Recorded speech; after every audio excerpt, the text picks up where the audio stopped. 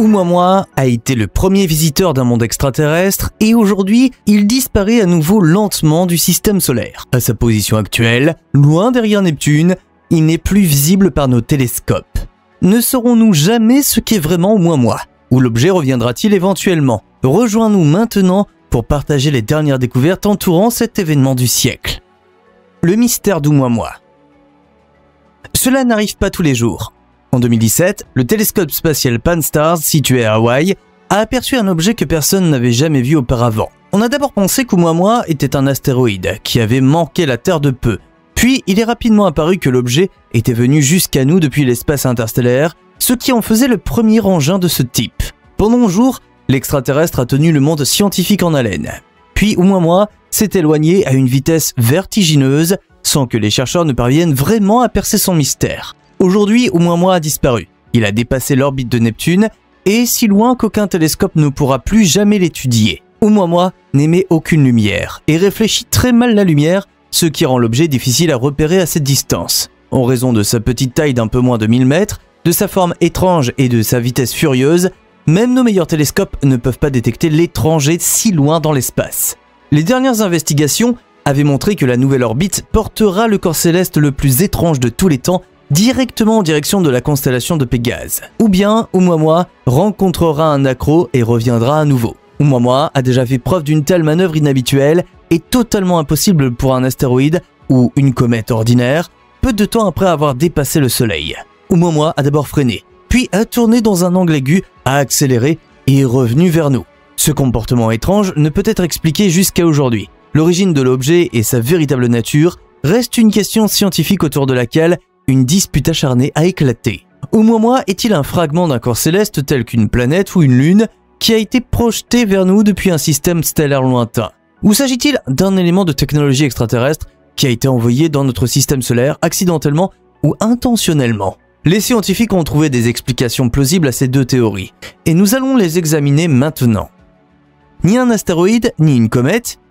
La nature inhabituelle d'Oumuamua fait qu'il est impossible de classer l'objet sans ambiguïté comme une comète, un astéroïde ou quoi que ce soit d'artificiel. Cependant, il serait important de savoir ce qu'était cette pièce. Entre autres, 6 nouveaux objets qui présentaient des similitudes avec Oumuamua devraient nous renseigner. Parmi les capacités les plus extraordinaires de l'inconnu, il y a sans aucun doute sa capacité inhabituelle à accélérer. Les astéroïdes et les comètes accélèrent grâce à des processus chimiques ou à l'interaction des forces gravitationnelles dans l'espace. Les taux d'accélération peuvent être expliqués et compris grâce aux formules de la physique, mais ce n'est pas le cas d'Oumuamua. Des informations sur la véritable nature d'Oumuamua pourraient être fournies par une toute nouvelle catégorie de corps célestes appelée comète sombre. Faits concernant Oumuamua. Pour tous ceux d'entre vous qui ne connaissent pas encore Oumuamua, nous partageons à nouveau les faits les plus importants. Oumuamua a d'abord été nommé A/2017-U1 ou C/2017-U1 Pan-STARRS. L'objet a été découvert le 19 octobre 2017 par l'observatoire Alaskala à Hawaï. Le projet Pan-STARRS utilise le télescope pour protéger la Terre des astéroïdes. Après qu'il a été clair que l'objet nous venait de l'espace interstellaire, on lui a donné le nom de 1I/Oumuamua. Les combinaisons 1 et / signifie qu'il s'agit du premier objet interstellaire reconnu à entrer dans notre système solaire, et Oumuamua signifie premier éclaireur d'un monde extraterrestre. La taille comprise entre 100 et 1000 mètres correspond d'abord à un astéroïde. La forme en revanche ne l'est pas du tout. Il ressemblait parfois à un cigare allongé, puis plutôt à un disque plat.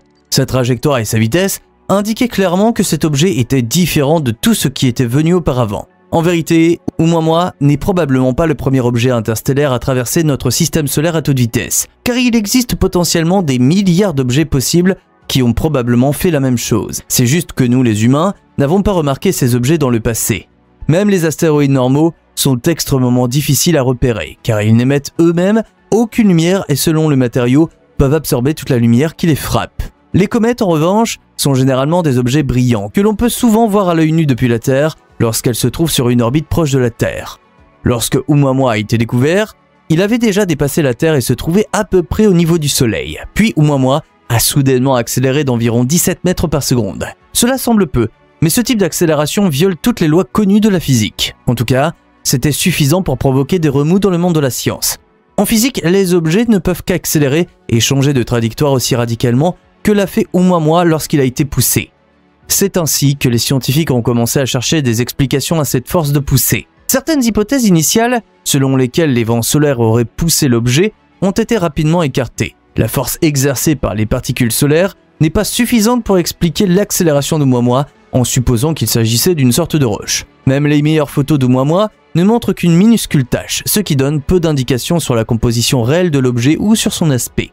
La plupart des théories sur sa forme provenaient des variations de sa courbe de lumière, dont la luminosité augmentait et diminuait uniformément lorsque Oumuamua voyageait autour du Soleil. Les résultats n'étaient absolument pas en faveur d'un objet rond, mais montraient plutôt des preuves alternées en faveur d'un objet de forme irrégulière comme un disque ou un cigare.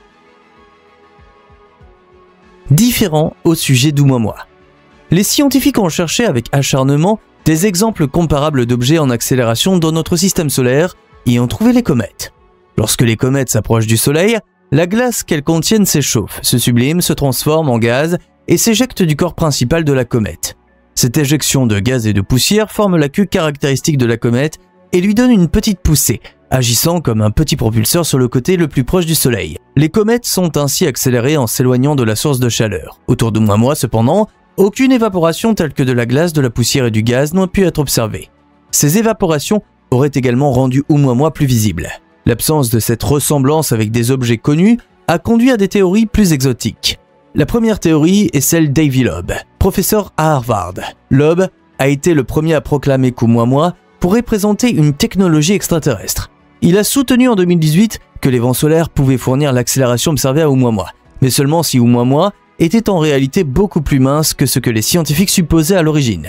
Par mince, les travaux de Loeb entendent une épaisseur comprise entre 0,3 et 0,9 mm.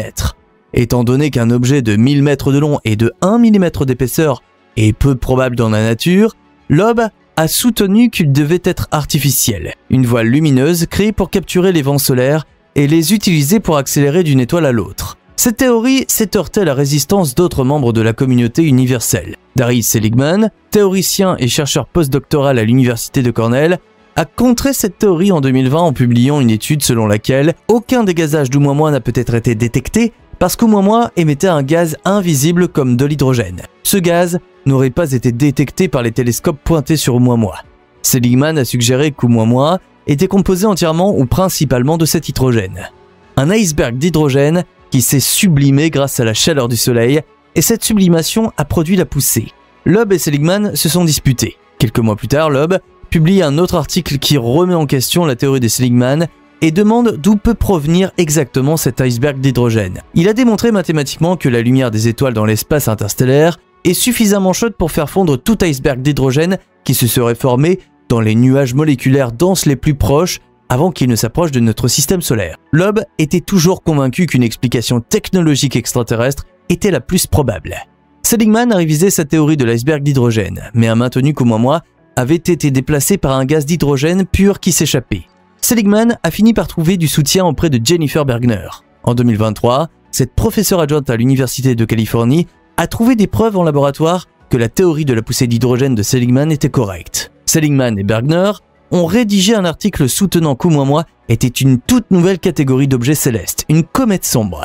Leur nouvelle explication prenait en compte l'accélération d'Oumuamua et aussi son absence de poussière, puisque les comètes sombres n'ont pas besoin d'émettre de la poussière. Ces objets créent leur propulsion en reconfigurant les structures d'hydrogène à l'intérieur. Avi Loeb n'était pas convaincu et a écrit lui-même 2 nouveaux articles sur le sujet, accusant Seligman d'erreurs mathématiques et continuant à pousser son modèle de vaisseau spatial extraterrestre. À l'époque, Seligman était déjà occupé à chercher des preuves de ces théories et à rechercher des indices sur d'autres comètes sombres. 6 comètes sombres. En fait, l'équipe de recherche a trouvé 6 objets qui correspondaient aux critères, 6 objets qui présentaient une accélération non gravitationnelle, non liée au vent solaire, qui ne pouvaient être expliqués par aucun mécanisme connu.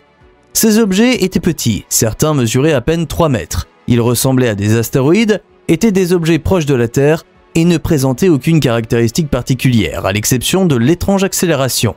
Jusqu'à présent, ces accélérations n'avaient pas été remarquées car les taux étaient très faibles en raison de la petite taille des objets et le comportement étrange n'avait pas été remarqué du tout. Ce n'est que lorsque Seligman et son collègue ont recherché spécifiquement ces taux que les candidats se sont démarqués. Ces objets ne volent pas de planète en planète à travers le système solaire comme Oumuamua.